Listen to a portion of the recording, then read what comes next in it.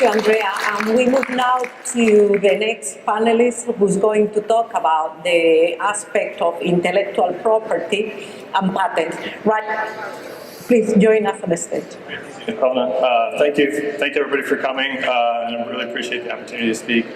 It's great that Andrea talked first because a lot of what she said is a good example of what I'm going to talk about briefly. Before I begin, though, I want to start with an apology. I have to leave for a flight in a little bit, so if you see me quietly walk off the stage, it's just because I have to catch a flight. So yeah, my name is Ryan McCarthy. I am an attorney with the law firm of Fisher Richardson, and we focus on intellectual property all across the board, from procuring intellectual property assets to enforcing those assets to licensing. One of my personal focuses is startups. I don't have a slide presentation. I just thought I'd talk and stand up. So one of my focuses, as I mentioned, is working with startups, early stage companies that have limited resources. They have intellectual property assets they think, maybe they do, maybe they don't, that really need some direction and some understanding of where they need to go with respect to intellectual property. We also do spend a lot of time dealing with co-founder issues and making sure the proper agreements and things are in place. So some of the things that that Andrea mentioned that occur where somebody has to be kicked out or somebody wants to leave, some of those things are already talked about up front, so the conversations are, they're still probably going to be very difficult, but at least you have a framework in place to handle those. And those co-founder agreements, I refer to them as co-founder agreements. Sometimes they're referred to as corporate agreements. Other people have other names, but essentially they will really outline the kind of fundamentals of the corporate side of things. Who's doing what role? Who's expected to do what kind of things? Who's getting what compensation for those things? Who's also bringing assets to the table?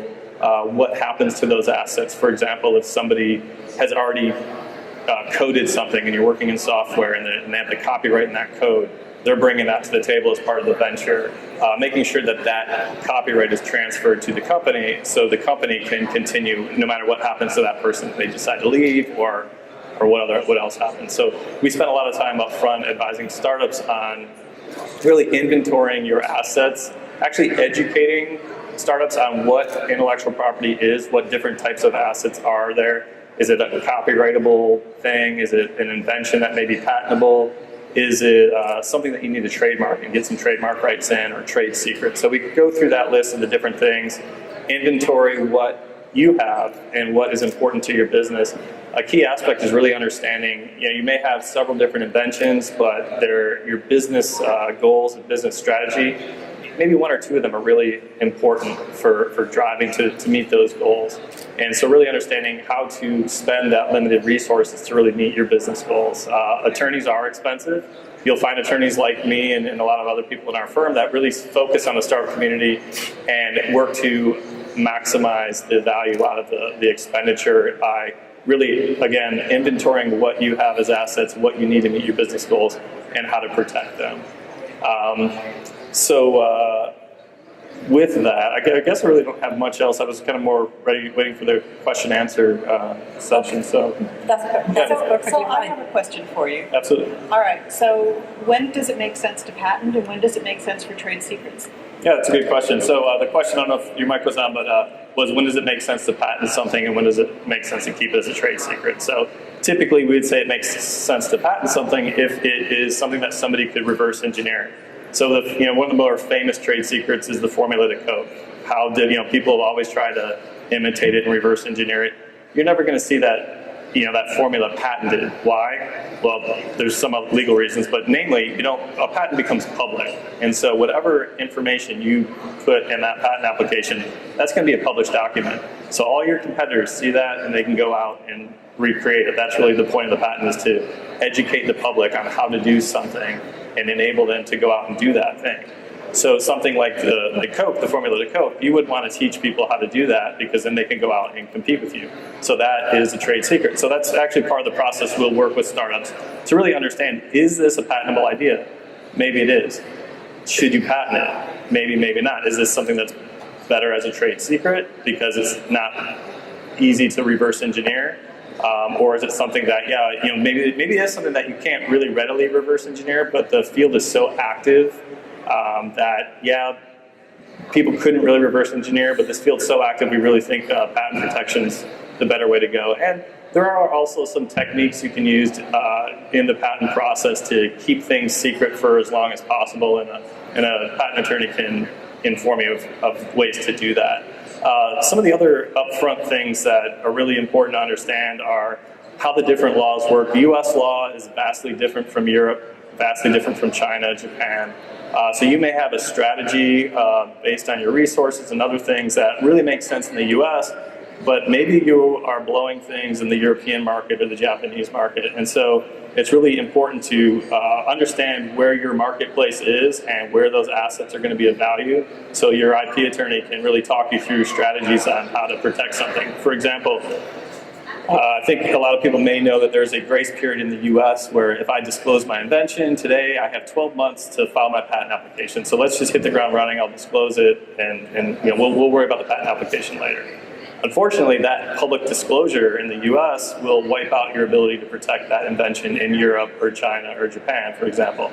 And so if those are important markets to you, then that's not a strategy you want to pursue of waiting on the patent application. That patent application might need to be filed sooner. So really, again, it's very important to inventory the assets, understand the business goals, the market, and where those assets are going to be needed, and that's going to define your U.S. domestic strategy or your global strategy. Yeah. What's the biggest mistake you think startups make legally? What's the biggest mistake startups make legally? I think the biggest mistake startups make legally that I see is not understanding legal consequences of their actions and not talking to somebody soon enough. I think, as I mentioned, attorneys can be expensive. You will find a lot of people, as I mentioned myself, and a lot of people in my firm, and there are other firms, that are happy to sit down with startups early stage, give them a high level discussion strategy and things to help avoid some of these pitfalls, or at least give you an indication of the things that you should be educating yourself on before you really make some moves. So legally, for example, just the one I gave, that you disclose something thinking, oh, I can disclose it and run with it, but Europe's really important to me, and I just didn't realize that disclosure ruined my chances of protecting it in Europe. Another mistake I see, especially in the software case, is copyright. People don't really have a good understanding of copyright. Well, I paid somebody to code for me, so I own that code, right? No, you own that code they provided, but you can't sub-license it. You don't own the copyright in it, and a lot of people make that mistake. So when the money guys come in, the VCs come in, and they say, prove to me that you own that code before we invest in you. My startup will come to me and say, hey, we need proof that we own the code. My buddy, we gave him some pizza and he slept on our couch for a week and he coded it. Well, they're looking for some kind of paper assignment of that copyright to you. And if you don't have that in place, you got to go back to that buddy and try and get that assignment in place. And if that code suddenly has a lot of value, it may be a different discussion than pizza and beer on the couch. So I just wanted to comment because you mentioned it earlier, but I think that a mistake that not startups but entrepreneurs make is not making sure their agreements are bulletproof. Because like you said, I was fortunate that my 2 agreements were great, and when I walked away from my companies, I was just fine taken care of. But I was naive and lucky. Don't be naive and unlucky. So make sure that as an entrepreneur you get. So I think with that, agreements, you want to obviously have as good of agreement in place as you can, but you really need to have an agreement in place because a lot of those issues will just resolve themselves or they're dealt with ahead of time. And so it's just really something to be aware of. And I think your experience really highlights, I think that's one of the big pitfalls is, oh, this is what I was going to say. Day one, everybody's happy, buddy, we're all friends, we're all going to school. Day 30, it may be a different story. Things may be really successful. People aren't doing what they said they would do. Other people are doing more. There's a lot of contention, or things aren't going very well, and people want out. And it creates a lot of stress and contention that can really complicate things. And if you don't have your intellectual property locked down for the company, it can create even more problems. So with that, my time's up, so I'm going to go with Brian.